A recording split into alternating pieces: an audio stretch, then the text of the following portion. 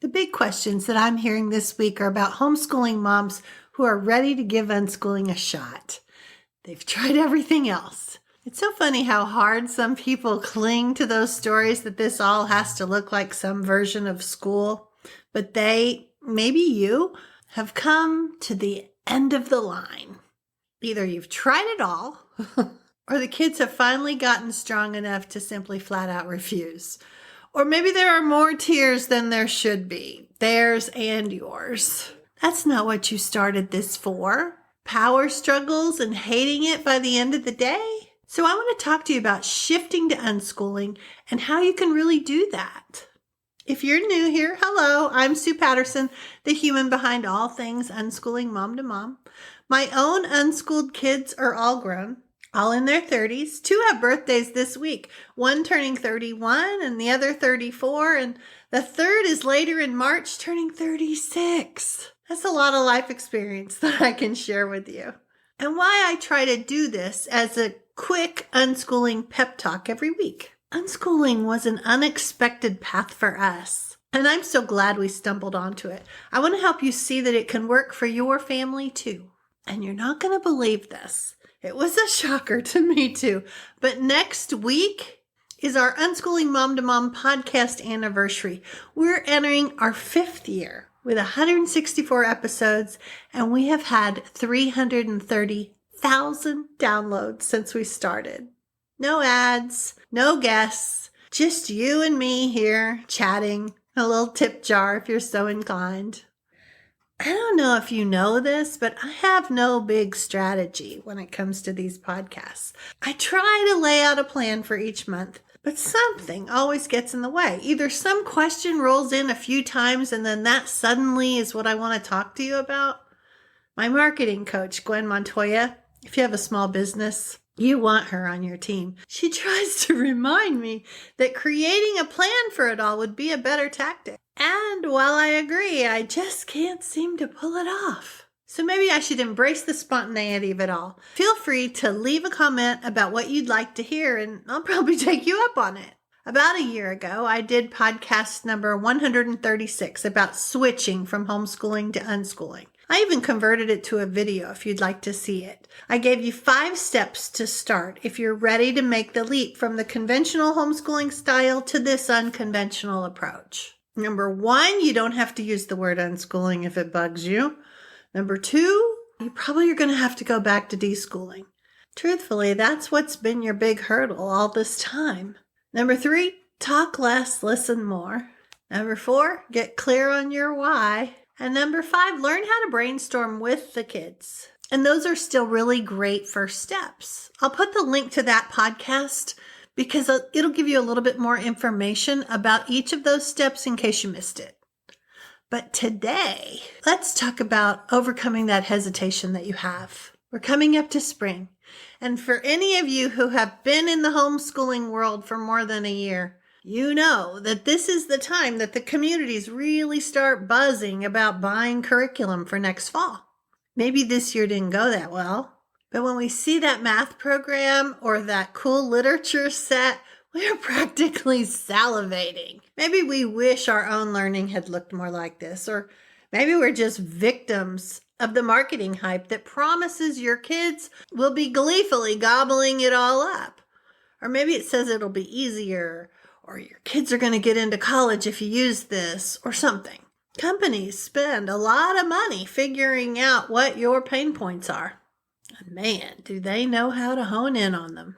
So let's crank out some of the questions that pop up as you're considering unschooling. The biggest one is probably, what about gaps?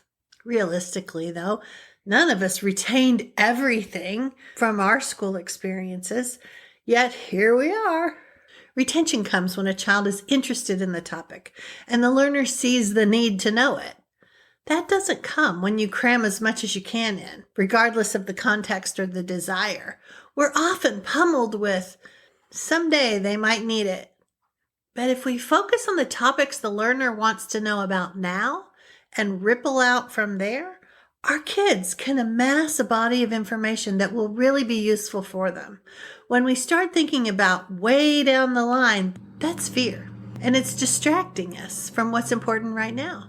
As kids explore and discover in the areas of their interest, they will inevitably bump into the need to know something that we might consider the basics. That's why we call them the basics, because it keeps popping up. So then your child's need to go further with their interest becomes the catalyst to learn the piece they didn't know. And that's how gaps fill in.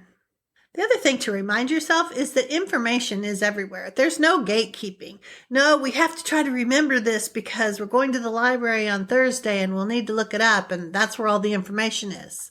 We can Google it right now. We can watch a quick YouTube video, and then suddenly, gap filled.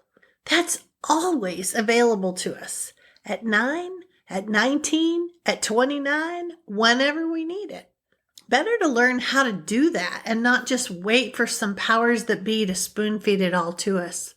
The world is changing at record speed. Let's help the kids learn to adapt to it.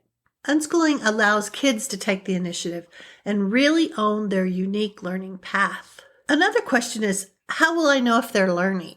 Well, you'll talk with them. You'll have shared life experiences. Your life will look more like a family than a teacher-student relationship. Plus, you won't be too worn out to do life with them because you won't be distracted by checking arbitrary boxes and dragging them from one lesson to the next. Learning and life is really all meshed together, and you'll get to take advantage of that. Testing and quizzes weren't really invented for the benefit of the learner. It was for the teacher to gather hard data on the information presented, to standardize everything so that they can try to educate 20 to 30 kids at a time, or use this data to help them get a pay raise or help the school get funding.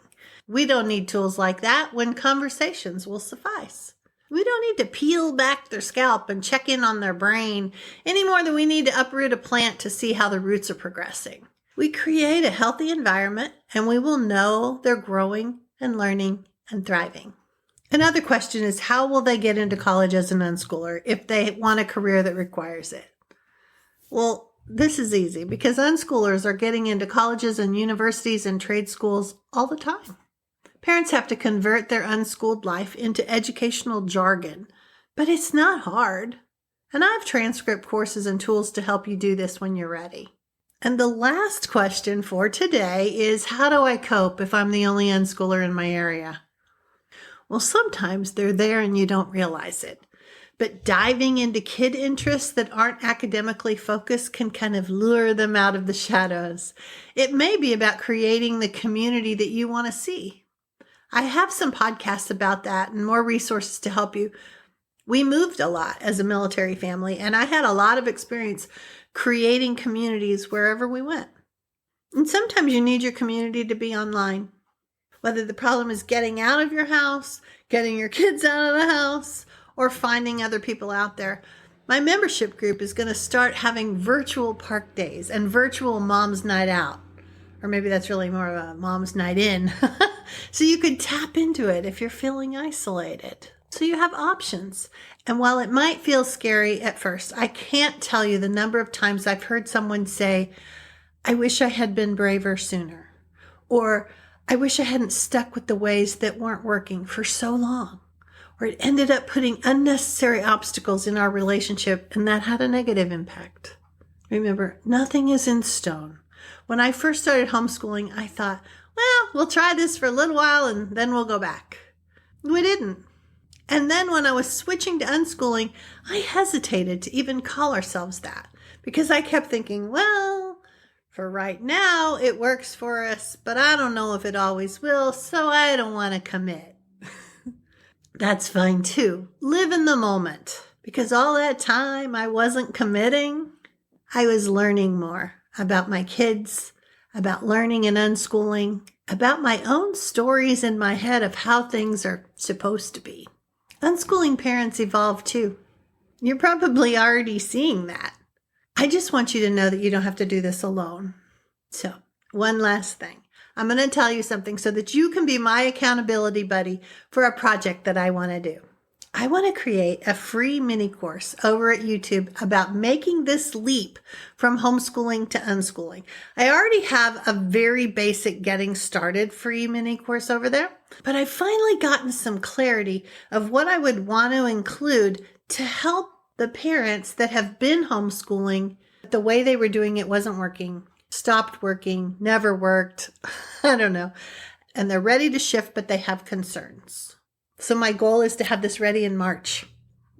This means you have to do 2 things for me. Get on my email list so you'll know when it's ready, and subscribe to the YouTube channel so you'll get a notification when it's up. I'll add links to both in the comment section below. And for all of you out there in the more traditional homeschooling communities, don't get caught up in the conversations that are all about to start centering around curriculum purchases. It's very possible that you already know that's a waste of money for you and your kids. But it's so easy to get swept up in the hype unless you do something deliberately to offset it. Unschooling works, and you can modify it as you go. Having that flexibility is important. I can help you work on that too. I'll leave resource links in the description below, so let's get you on steadier ground. That's it from me for this week. Take care and happy unschooling.